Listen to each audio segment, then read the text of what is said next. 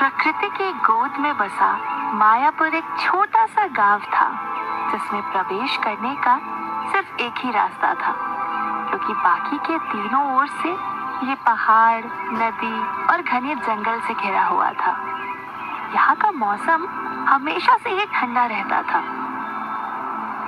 चंद्रकला मायापुर गांव में एक रुदाली का काम करती थी।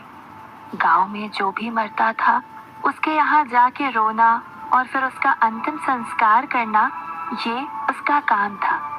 चंद्रकला की आंखों में जिस तरह से दुख दिखता था, वो देखकर पत्थर भी पिघल कर रो पड़ते थे। जब भी वो रोना शुरू करती थी, ऐसा लगता था जैसे वो भगवान से बात करके शिकायत कर रही हो कि क्यों, आपने ऐसा क्यों किया। आज मायापुर का मौसम बेहद खराब था। सुबह से बारिश हो रही थी और बिजली भी कड़क रही थी। रात को चंद्रकला अपने घर में सोने की तैयारी कर रही थी कि तभी दरवाजे पे जोर की दस्तक हुई। वैसे चंद्रकला का घर जंगल के एक किनारे पर था और ऐसे वक्त पे उसके घर कोई आता जाता नहीं था। फिर आज मौसम भी खराब था, इसीलिए दरवाजे पे हुई इस दस्तक ने उसे हैरानी में डाल दिया। जब उसने दरवाजा खोला तो सामने उसे कोई भी नहीं दिखा। बारिश जोरों की हो रही थी और बाहर धूप अंधेरा था। चंद्रकला इधर उधर देखने लगी कि किसने दरवाजे पे आहट की, लेकिन रात के अंधेरे में उसे कुछ नजर नहीं आ रहा था। तभी एक बच्चे के रोने की आवाज उसके कानों में पड़ी। उसकी नजर नीचे गई तो समझ आया कि कोई नवजात बच्चा छोड़ के गया था। चंद्रकला को अजीब लगा, लेकिन झट से उसने उस बच्चे को अपनी गोद में उठा लिया और उसको चुप कराने लगी। चंद्रकला ने देखा तो वो एक बच्ची थी। उसने इधर उधर देखते हुए तेज आवाज में कहा, कौन है यहाँ? सामने आ जाओ। ये बच्ची को मैं नहीं रख सकती, इसको वापस ले जाओ तुम। पर चंद्रकला की आवाज सुनने वाला कोई भी नहीं था। चंद्रकला उस छोटी सी बच्ची को देख ये तो समझ गई थी कि कोई इसे बचाना चाहता था, पर कौन, ये उसे नहीं मालूम था। उस बच्ची को देख चंद्रकला के मन में तरह तरह के ख्याल चलने लगे कि कहीं कोई बुरा साया तो नहीं, या फिर कोई भूत या पिशाच। चंद्रकला भूत, प्रेत, टोना टोटका जैसी चीजों पर विश्वास करती थी। हमेशा इन सबसे सतर्क रहती थी, क्योंकि उसे पता था कि बुरी शक्तियां क्या क्या कर सकती हैं। आज तो अमावस की रात भी थी, जिस रात ऐसी शक्तियां और ज्यादा ताकतवर हो जाती हैं। वो ये सब सोच रही थी कि तभी बच्ची की रोने की आवाज ने उसका ध्यान खींचा। वो तुरंत ही बच्ची को अपनी गोद में लिए अंदर ले आई और दरवाजा बंद कर लिया। ठंड से जैसे उसके अंदर सिहरन सी उठने लगी। उसने तुरंत ही बच्ची को एक कपड़े से ढका और रसोई से बच्ची के लिए दूध लेकर आ गई। बच्ची को दूध पिलाते वक्त चंद्रकला ने उस बच्ची के चेहरे को ध्यान से देखा। एक बहुत ही मासूम और प्यारा चेहरा, जिसको देखकर कोई भी अपने सारे गम, सारी मुश्किलें भूल जाए। उसने तुरंत ही उस बच्ची को अपने सीने से लगा लिया और कहा, नीति, आज से तेरा नाम नीति और मैं तेरी माँ। नीति को सुलाते सुलाते चंद्रकला कब खुद सो गई उसे पता ही नहीं चला। चंद्रकला नीति को सीने से चिपकाए सो रही थी कि तभी अचानक से नीति जाग गई। उसकी छोटी छोटी मासूम आंखें बड़ी होने लगी। उसके नाखून अचानक से बड़े बड़े होने लगे। उसकी जीभ अचानक से बड़ी होने लगी और तेजी से वो जीभ को अंदर बाहर करने लगी। इससे पहले कि चंद्रकला संभल पाती, नीति ने अपने नुकीले नाखून उसकी गर्दन पर रख दिए और उछल कर सीधे चंद्रकला के सीने पर बैठ गई। आंखें बड़ी करते हुए उसने जैसे ही चंद्रकला का मुंह दबोचा, वैसे ही चंद्रकला एकदम हड़बड़ा के उठकर बैठ गई और जोर जोर से हांफने लगी। हे भगवान, अच्छा ये सपना था। हकीकत में नीति अगर ऐसा करती तो मेरी जान ही ले लेती। भगवान, तेरा लाख लाख शुक्र है, नीति सो रही है और मैं एक डरावना सपना देख रही थी। चंद्रकला की नजर जब बाहर गई तो उजाला हो चुका था और बारिश भी रुक गई थी। तभी उसे बाहर से किसी ने आवाज दी। वो इस आवाज से परिचित थी। ये आवाज गांव के ही एक आदमी की थी। चंद्रकला जब बाहर गई तो सामने सरपंच के यहाँ काम करने वाला आदमी था। चंद्रकला, कल रात सरपंच की मौत हो गई, चलो जल्दी, मैं तुमको ही ले जाने आया हूँ। सरपंच की मौत का सुन चंद्रकला के होश उड़ गए। कुछ दिन पहले ही तो वो उनसे मिली थी, उसके लिए वो किसी देवता से कम नहीं थे। चंद्रकला बच्ची का सोच थोड़ा परेशान हो गई कि वो अंतिम संस्कार में कैसे जाए। वो इस बच्ची के बारे में किसी को भी नहीं बताना चाहती थी। तभी उसे कमला ताई की याद आई, जिन पे वो भरोसा कर सकती थी। कमला ताई के हवाले उस बच्ची को छोड़ चंद्रकला सरपंच के अंतिम संस्कार में जा पहुंची, जहां लगभग पूरा गांव इकट्ठा था। सरपंच सिर्फ कमला के लिए ही नहीं, समूचे गांव के लिए देवता समान थे। हर समय मदद के लिए खड़े रहते थे। वहां पहुंच चंद्रकला को पता चला कि उनकी मौत दिल का दौरा पड़ने से हुई। उनकी छोटी बहन गांव छोड़कर भाग गई थी। इसी सदमे से उनको दिल का दौरा पड़ गया। उनके अंतिम संस्कार के समय अचानक फिर से बादल घिर आए और आसमान में एकदम अंधेरा छा गया। बादलों की गरजने की आवाज सबका दिल दहलाने लगी। चंद्रकला को अचानक याद आया कि जब गांव का एक आदमी, जिसके बारे में लोग बोलने लगे थे कि कोई साया है, उसके अंतिम संस्कार पे भी ऐसा ही मौसम हो गया था। उस पुरानी बात को चंद्रकला सरपंच की मौत से जोड़ने लगी और जाने क्यों उसे ऐसा लगने लगा कि इस मौत के पीछे जरूर कोई काली शक्तियों का हाथ है। जब अग्नि देने उनके सरपंच का छोटा भाई माधव आगे बढ़ा तो तेज हवा चलने लगी। इस वजह से अंतिम क्रिया हो ही नहीं पा रही थी। पूरा गांव इस बात से परेशान हो रहा था। तभी चंद्रकला माधव के पास गई और बोली, छोटे साहब, मुझे लगता है इनको दूसरी जगह ले जाकर जलाना चाहिए। हमें नहीं पता है कि तूफान कब तक थमेगा। इससे पहले कि कुछ और बुरा हो, हमें और देरी नहीं करनी चाहिए। चंद्रकला की बात सुन के माधव लाश को मायापुर से 30 किलोमीटर दूर एक गांव ले जाकर उनका अंतिम संस्कार किया।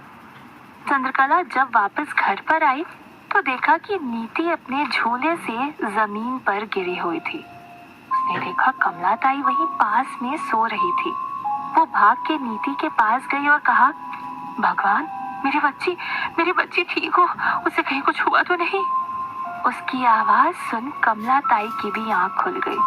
कमला ताई ये देखकर हैरान थी कि नीति नीचे जमीन पर गिरी हुई थी। उसने अभी थोड़े वक्त पहले ही उसे झूले में डाला था। हालांकि ये बात भी चौंकाने वाली थी कि झूले से गिरने के बाद भी नीति को कोई चोट नहीं आई थी। तो कमला ताई बोली, मुझे माफ कर दे चंद्रकला, पता नहीं कब मेरी आंख लग गई। भगवान का शुक्र है कि नीति बिल्कुल ठीक है। चंद्रकला ने हामी भरी और कहा, आप बिल्कुल सही कह रही हैं, बच्चे तो भगवान का ही रूप होते हैं। पर चंद्रकला मन ही मन डर गई थी कि बच्चा सही सलामत होना अलग बात है और चोट ना लगना एक अलग बात है। कमला ताई के जाने के बाद चंद्रकला ने तुरंत ही नीति की नजर उतारी। वो नीति को हर एक खतरे से बचाना चाहती थी। उस रात चंद्रकला ने नीति के लिए पूरी रात मृत्युंजय मंत्र का जाप किया ताकि कोई भी बुरी शक्ति नीति के आसपास भी ना आ पाए। नीति अब पूरे 12 साल की हो गई थी। नीति के लिए अपना स्कूल और उसका घर यही उसकी दुनिया थी। वो चंद्रकला के साथ बहुत सारी बातें करती, घर के काम में मदद करती। जब चंद्रकला बहुत थक जाती तब नीति उसके पैर भी दबा देती। चंद्रकला और नीति अब एक दूसरे की दुनिया बन चुकी थी। पर चंद्रकला को हमेशा ही नीति के लिए डर बना रहता था। वो हमेशा कोशिश करती थी कि नीति को कोई चोट ना आए। उसका मानना था कि जो घाव दिखते नहीं, जरूरी नहीं है कि वो होते भी नहीं है। सरपंच की मौत के बाद गांव वालों ने उनके छोटे भाई माधव को सरपंच बना दिया था। आज 12 सालों बाद चंद्रकला को फिर से उस घर में बुलाया गया था। इस बार मरने वाली घर की सबसे छोटी बेटी थी। चंद्रकला को लेने 4 लोग आए थे और जब चंद्रकला घर से निकली तो उसने नीति से कहा, कुछ भी हो जाए नीति, तुमको ये दरवाजा नहीं खोलना जब तक मैं वापस नहीं आ जाती। मानो चंद्रकला को किसी खतरे का आभास हो गया हो। नीति ने हाँ में सिर हिलाया और कहा, कुछ हुआ है क्या माँ? चंद्रकला ने सोचते हुए कहा, अभी कुछ हुआ तो नहीं है, पर पता नहीं, कुछ भी हो सकता है। चंद्रकला जब वहां पहुंची तो देखा कि माधव पूरी तरह से टूट चुके थे। उनकी इकलौती बेटी अदिति मर चुकी थी। उसके गले पे फांसी के फंदे का निशान साफ दिख रहा था। माधव रामनाथ के जैसा सरपंच नहीं था। माधव घमंडी था और मौका परस्त भी, जो अपने स्वार्थ के लिए किसी का गला भी काट सकता था। गांव वाले उसे पसंद नहीं करते थे, लेकिन उसका खौफ इतना था कि ये बोलने की हिम्मत किसी में नहीं थी। माधव अपनी बेटी से जान से ज्यादा प्यार करता था। उसकी अचानक मौत ने जैसे माधव को तोड़ सा दिया था। चंद्रकला जब वहां पहुंची तो उसे अंतिम संस्कार की क्रिया आगे बढ़ाने को कहा गया, लेकिन चंद्रकला के मन में एक अजीब सा डर था। उसने अदिति की माँ के पास जाकर उनको समझाते हुए कहा, ये कुंवारी मरी है, आपको तो इसे सुहागिन की तरह सजाना होगा, फिर आप इसका क्रियाक्रम कर सकते हैं। चंद्रकला की ये बात सुन सभी दंग रह गए थे। ये बोल वो वहां से चलने को हुई, तभी पीछे से माधव गुस्से से चिल्लाया, ए रुदा, कहाँ जा रही है? मेरी बेटी का अंतिम संस्कार किए बिना? माधव की गरजती आवाज सुन चंद्रकला सन्न रह गई। वो पीछे मुड़ी तो सामने माधव गुस्से में लाल खड़ा था। चंद्रकला ने डरती हुई दबी आवाज में कहा, छोटे साहब, अदिति ने आत्महत्या की है, मैं इसका अंतिम संस्कार नहीं कर सकती।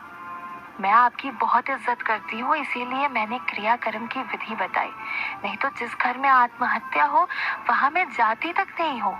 ये सुन माधव गुस्से से पागल हो गया था और उसे घसीट के अदिति की लाश के पास ले गया और फिर धक्का देके गिराते हुए बोला, चुपचाप विधि शुरू कर, वरना जानती तो है ही मुझे, यहाँ से जिंदा नहीं जा पाएगी तू।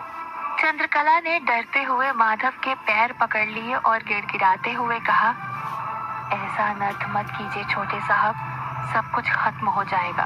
अगर आज अदिति बिटिया का अंतिम संस्कार हम कर देंगे तो इस गांव में सब कुछ तबाह हो जाएगा। आप, मैं और पूरा मायापुर, कोई ही नहीं बचेगा यहाँ। सबके बारे में एक बार सोचिए छोटे साहब। चंद्रकला की आंखों में डर साफ दिखाई दे रहा था, पर उसके अलावा किसी और की हिम्मत नहीं हो रही थी कि माधव से कोई कुछ कहे। तभी गांव के सबसे बूढ़े चाचा माधव के पास आए और उसे समझाते हुए कहा, माधव बेटा, अगर चंद्रकला कह रही है तो मतलब जरूर अनहोनी हो सकती है। इसकी बात मान लो, अदिति बिटिया को लेकर चलते हैं कहीं और। ये सुनते ही माधव ने उन बूढ़े चाचा की तरफ देखते हुए कहा, चाचा, मेरी बच्ची की लाश पड़ी है सामने, अब इससे बड़ी अनहोनी क्या हो सकती है? आप कृपा करके बीच में मत आइए, नहीं तो मैं गुस्से में जाने क्या कर बैठूंगा, खुद मुझे भी नहीं पता है। ये सुन अब बाकी गांव वाले भी डर गए थे कि कहीं गुस्से में आकर माधव किसी की जान ना ले ले। चंद्रकला ने डरते डरते विधि शुरू कर दी। उसने अदिति को लाल जोड़े में तैयार कर दिया और उसकी अंतिम यात्रा के लिए गांव वाले निकल पड़े। माधव के कुछ आदमी चंद्रकला के पीछे पीछे चल रहे थे। माधव को पता था कि चंद्रकला आसानी से नहीं मानेगी, इसीलिए उसने अपने कुछ लोगों को चंद्रकला के घर भी भेज दिया था, जो चंद्रकला के घर का दरवाजा जोर जोर से पीट रहे थे। लेकिन नीति अपनी माँ की बात मानते हुए दरवाजा नहीं खोल रही थी। तभी उनमें से एक ने बोला, ये लड़की ऐसे नहीं दरवाजा खोलेगी, तोड़ देते हैं और बाल पकड़ के खींचते हुए ले चलते हैं इसको। ये बोल वो दरवाजा तोड़ने में लग गया। कुछ ही धक्कों में दरवाजा टूट गया, लेकिन अंदर कोई नहीं था। सब घर में इधर उधर खोजने लगे, लेकिन नीति कहीं नहीं दिखी। हार के वो लोग घर के बाहर आ गए और वहां से जाने की बात करने लगे। को वहां से निकलता देख नीति जिसने खुद को एक संदूक में बंद कर रखा था, बाहर निकल गई। लेकिन उसे अंदाजा नहीं था कि वो लोग बस बाहर जाने का नाटक कर रहे थे ताकि नीति बाहर निकल आए। नीति जैसे ही संदूक से बाहर आई, सभी बड़ी तेजी से घर के अंदर घुस आए और नीति को पकड़ लिया। खुद को बड़ा होशियार समझ रही थी, हमें बेवकूफ बनाएगी, चल तुझे सीधा शमशान ही ले चलते हैं। ये बोल वो सब नीति को खींचते हुए शमशान की तरफ चल दिए। इधर चंद्रकला फिर से माधव से विनती करने लगी, ये पाप ना करे, संभल जाइए, अभी भी वक्त है।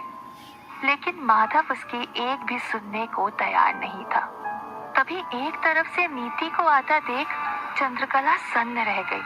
वो समझ गई कि ये लोग माधव के ही आदमी हैं जो नीति को जबरदस्ती शमशान ले आए हैं। उन लोगों ने नीति को माधव के हवाले कर दिया।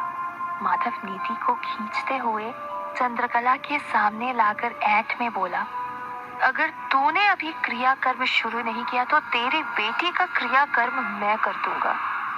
चंद्रकला के पास अब और कोई रास्ता नहीं था, वो मजबूर हो चुकी थी। उसने अभी मंत्रों का जाप शुरू कर दिया, लेकिन तभी आसमान में काले बादल छाने लगे, जैसे कोई बहुत बड़ी अनहोनी होने वाली हो। तभी अचानक नीति भी जोर जोर से चीखने लगी। उसके शरीर से खून बहने लगा। आज तक जितनी भी चोट उसे लगी हुई थी, सबके घाव खुलने शुरू हो गए थे। वो पूरी तरह से खून में लाल हो गई।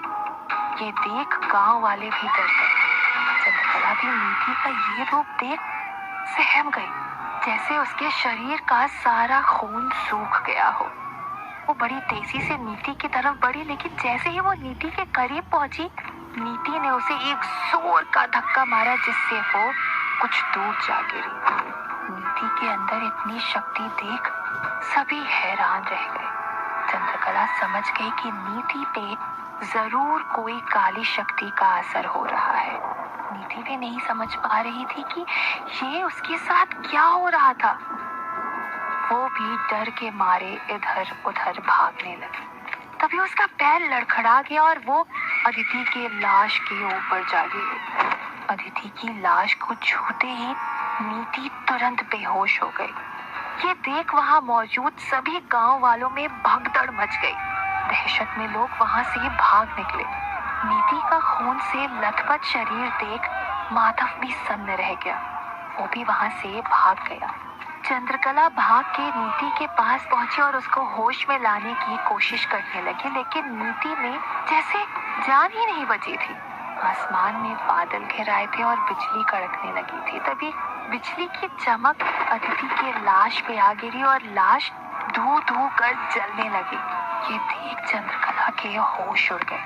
उसे समझ आ गया कि किसी काली शक्तियों का ये काम है। वो नीति को उठाकर किसी तरह भागते हुए घर आ गए, लेकिन नीति को अभी तक होश नहीं आया था। उसका शरीर अभी भी खून से लाल था। चंद्रकला अपनी बेटी की ये हालत देख बहुत परेशान हो रही थी। उसे समझ नहीं आ रहा था कि वो अपनी बेटी को कैसे बचाए। तभी उसने जोर जोर से मृत्युंजय मंत्र पढ़ना शुरू कर दिया। वो पूरी रात मृत्युंजय मंत्र का जाप करती रही। बाहर जोर की बारिश होती रही। पूरा गांव मानो घर में कैद हो गया था। सुबह हो गई थी, लेकिन नीति को होश नहीं आया था। चंद्रकला की चिंता भी बढ़ने लगी। बाहर बारिश थमने का नाम नहीं ले रही थी। तभी चंद्रकला के घर के बाहर गांव का एक लड़का भागते हुए आया। उसके चेहरे पर डर था। उसने हड़बड़ाहट में दरवाजे की कुंडी खटखटाई। जब चंद्रकला ने दरवाजा खोला तो उस लड़के ने हाँफते हुए जल्दबाजी में कहा, जल्दी चलो माही, बचा लो सबको, नहीं तो सब मारे जाएंगे। उस लड़के की आवाज में कपकपी थी, जैसे किसी बहुत भयानक हादसे को देख आया हो। चंद्रकला ने उसकी तरफ देखते हुए गुस्से में कहा, अब क्यों आए हो? जब मैं कल चीख चीख के बोल रही थी तब कहाँ थे तुम सब? सुरेश ने घबराहट में जैसे गिड़गिड़ाते हुए कहा, माई, कल जो अंतिम संस्कार में शामिल हुए थे सब एक एक कर मर रहे, उनको बचा लो माई, बचा लो उनको। ये बोलते वक्त ही उसके मुंह से खून बहने लगा। उसकी आंखों से भी खून बाहर निकलने लगा। ये सब देखकर चंद्रकला के होश उड़ गए। वो उस लड़के को संभालने को हुई, तभी वो सीधा जमीन में किसी लाश की तरह गिर गया और उसकी जान निकल चुकी थी।